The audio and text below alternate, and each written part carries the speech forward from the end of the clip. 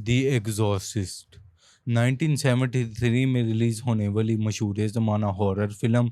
इसमें एक बच्ची के करैक्टर को दिखाया गया है कि कैसे जिन्नात और शयातीन इसके जिस्म में दाखिल हो जाते हैं और ये बहुत बुरी तरह पोजेस सी हो जाती है। और बहुत कम लोग जानते हैं इसकी असल कहानी के बारे में। इसकी असल कहानी एक नॉवल से ली गई है जो कि 1973 में रिलीज़ किया गया था बाय विलियम ब्लैटी। इस नॉवल में एक लड़के की कहानी को दिखाया गया है जिसका नाम है रोलैंड डो।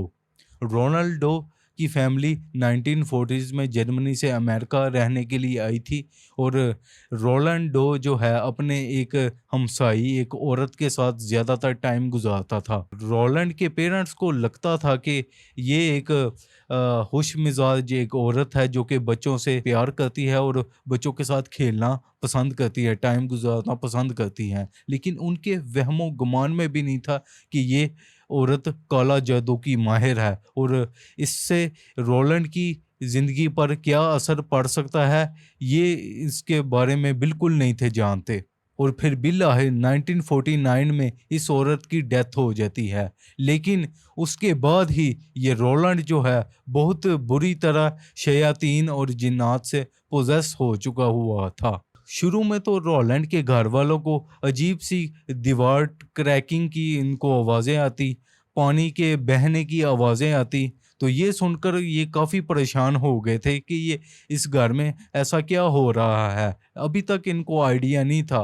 फिर रोलैंड के बिहेवियर में भी काफ़ी ज़्यादा चेंजेस आने लग पड़े, जैसे कि रोलैंड काफ़ी ज़्यादा एग्रेसिव उसका बिहेवियर था अपने घर वालों के सामने और आसपास इसके स्कूल के दोस्तों के आगे। और ये सब देखकर वो काफ़ी ज़्यादा परेशान हो गए थे। इसको डॉक्टर्स के पास लेके गए, हॉस्पिटल में साइकियाट्रिस्ट को दिखाया, लेकिन उससे कोई भी फ़र्क नहीं पड़ा। फिर बिल-आखिर उन्होंने तंग आकर इन्होंने ये घर ही बदल डाला।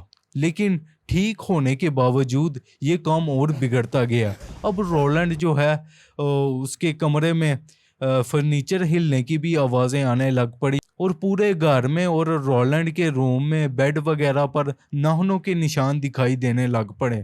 फिर इन्होंने तंग आकर एक प्रीस्ट को बुलाया एग्जॉर्सिज्म के लिए और ये प्रीस्ट का नाम था रेमंड। अब यही वो प्रीस्ट था जिसने आगे चल के इस कहानी को पब्लिश किया, जिसके बाद ये पूरी दुनिया में कहानी मशहूर हो गई।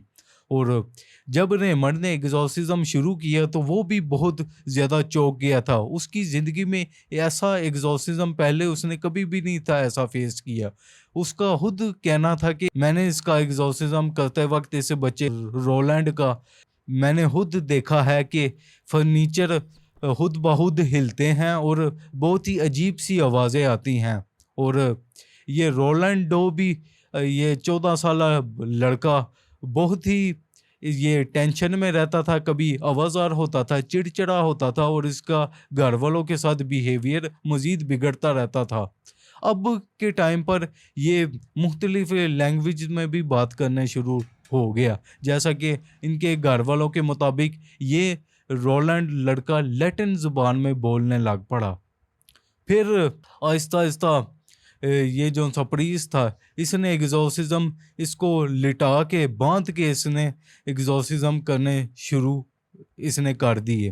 फिर उसके बाद रोलैंड एग्जॉर्सिज्म के दौरान भी काफ़ी ज़्यादा चीखता था, जैसा कि शयातीन वगैरह कह रहे हों कि प्रीस्ट को कि तुम यहाँ से चले जाओ वरना तुम्हारी जान मैं ले लूँगा। और फिर प्रीस्ट ये एग्जॉर्सिज्म करते हुए काफ़ी ज़्यादा डरा हुआ था। काफ़ी महीनों से ये इसका एग्जॉर्सिज्म कर रहा था और अब तक मुख्तलिफ हॉस्पिटल्स में भी इसका एग्जॉर्सिज्म भी करते थे और साथ-साथ ये इलाज भी करवाते रहे। और फिर आखिरी एग्जॉर्सिज्म इसका चालू हो गया और उस दौरान इसका काफ़ी ज़्यादा नाक से इसका खून बहा और फिर उसके बाद एक मुआजिज़ा हो गया। रोलैंड जो है वो नॉर्मल हो गया। उसके बाद बताया जाता है कि रोलैंड अपनी नॉर्मल लाइफ में आ गया और उसके बाद उसकी साथ क्या हुआ ये आज तक किसी को भी नहीं पता। कुछ लोग कहते हैं कि रोलैंड आगे चलकर एक नासा में इंजीनियर बन गया था, जिसका आगे इसने नाम बदल के रोनाल्ड हैकलर रख लिया। अब इसमें कितनी सच्चाई है इसका नहीं बताया जा सकता कन्फर्म। और बहरहाल यही वो कहानी है जिससे इंस्पायर होकर एग्जॉर्सिस्ट फिल्म को बनाया गया, जिसने हॉरर फिल्म की तारीख ही बदल डाली। और अगर आपने ये फिल्म देखी है तो कमेंट्स में लाजमी बताना। और सी यू सून, मिलता हूँ आपसे नेक्स्ट वीडियो में।